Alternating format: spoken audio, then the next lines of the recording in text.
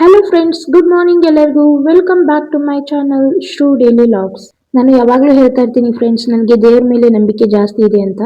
ಅದಕ್ಕೆ ಮಂಗಳವಾರ ನಮ್ಮ ಯಜಮಾನ್ರನ್ನ ಕರ್ಕೊಂಡು ನಾನು ಬನಶಂಕರಿಗೆ ಹೋಗಿದ್ದೆ. ಬನಶಂಕರಿ ಅಮ್ಮನ ದರ್ಶನ ತಗೊಳ್ಳಲು ಎವ್ರಿ ವೀಕ್ ನಾನು ಬನಶಂಕರಿಗೆ ಹೋಗ್ತಾ ಇರ್ತೀನಿ. ಶುಕ್ರವಾರ ಮತ್ತೆ ಮಂಗಳವಾರ, ಭಾನುವಾರ ಯಾವ್ದಾದ್ರು ಒಂದ್ ದಿವಸ ಹೋಗ್ಬಹುದು. ಶುಕ್ರವಾರ ಭಾನುವಾರ ಫುಲ್ ರಶ್ ಆಗಿರುತ್ತೆ ಅಲ್ಲಿ. ಆದ್ರೆ ಶುಕ್ರವಾರ ಭಾನುವಾರ ನಮ್ಮ ಯಜಮಾನ್ರು ಮನೇಲಿ ಇರಲ್ಲ, ಅವ್ರಿಗೆ ಕೆಲಸ ಇರುತ್ತೆ.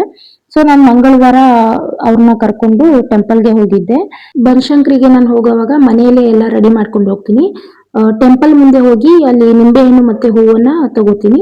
ಅಲ್ಲೂ ಸಹ ದುಡ್ಡು ಕೊಟ್ರೆ ಈ ತರ ದೀಪ ಸಿಗುತ್ತೆ ರೆಡಿ ಆಗಿರೋದು. ಬಟ್ ನನ್ಗನ್ಸುತ್ತೆ ನಾನೇ ರೆಡಿ ಮಾಡಿ ಹಚ್ಚಿದ್ರೆ ಒಳ್ಳೇದು ಅಂತ. ಯಾವಾಗ್ಲೂ ಅಲ್ಲೇ ಹೋಗಿ ರೆಡಿ ಮಾಡ್ತೀನಿ ನಾನು ದೀಪ. ಫೈನಲಿ ಈಗ ದೀಪ ರೆಡಿ ಆಗಿದೆ. ಸೊ ಇವಾಗ ದರ್ಶನ ತಗೊಳಕ್ಕೆ ಒಳಗಡೆನೆ ಇದೀನಿ ನಾನು. ಅಲ್ಲೆಲ್ಲ ಮೊಬೈಲ್ ಅಲೌಡ್ ಇಲ್ಲ, ದೂರಿಂದ ಒಂದು ವಿಡಿಯೋ ತಗೊಂಡೆ ಅಷ್ಟೇ. ಬನಶಂಕರಿ ದೇವಸ್ಥಾನದಲ್ಲಿ ಒಂದು ಕಲ್ಲು ಇದೆ. ಆ ಕಲ್ಲನ್ನು ಇವಾಗ್ಲೂ ಭಕ್ತರು ಆಶೀರ್ವಾದದ ಕಲ್ಲು, ಅಮ್ಮನ ಶಕ್ತಿಯ ಸ್ವರೂಪ ಅಂತಾನು ಕರೀತಾರೆ. ನಮ್ಗೆ ಕಷ್ಟಗಳು ಒಂದ ಎರಡ, ನೂರಾರು ಕಷ್ಟಗಳು ಇರ್ತವೆ. ಸೊ ಮನ್ಸಲ್ಲಿ ನಾವ್ ಏನಾದ್ರೂ ಅನ್ಕೊಂಡು ಆ ತರ ಕಲ್ಲಿಗೆ ಸ್ಪರ್ಶ ಮಾಡಿದ್ರೆ ನಮ್ ಕೈ ಆಟೋಮೆಟಿಕ್ ಮುಂದೆ ಹೋಗುತ್ತೆ. ನಾನು ನಂಬಿರ್ಲಿಲ್ಲ. ನನ್ ಬೇಡಿಕೆ ಏನಿದೆ ಅದು ಕೇಳ್ಕೊಂಡು ಆ ಕಲ್ಲಿಗೆ ಸ್ಪರ್ಶ ಮಾಡಿದಾಗ ನನ್ ಕೈ ಆಟೋಮೆಟಿಕ್ ಮುಂದೆ ಹೋಯ್ತು. ಸೊ ಅದರ ಅರ್ಥ ಇಷ್ಟೇ, ಮನ್ಸಲ್ಲಿ ಏನ್ ಕೇಳ್ಕೊಂಡಿರ್ತೀವಿ ಆ ಕೆಲ್ಸ ಆಗುತ್ತೆ ಅಂತ ಅರ್ಥ. ಇನ್ ಕೇಸ್ ಆಗಲ್ಲ ಅಂದ್ರೆ ಆ ಕೈ ಮುಂದಕ್ಕೆ ಹೋಗಲ್ಲ. ಒಳ್ಳೆ ವಿಚಾರಗಳಿಗೆ ಅಷ್ಟೇ ಕೇಳ್ಕೋಬೇಕು. ನೀವು ಒಂದ್ಸಲ ಟೆಂಪಲ್ಗೆ ವಿಸಿಟ್ ಮಾಡಿ. ಏನಾದ್ರು ಡೌಟ್ ಇದ್ರೆ ಕಮೆಂಟ್ ಮಾಡಿ ಹೇಳ್ತೀನಿ. By friends.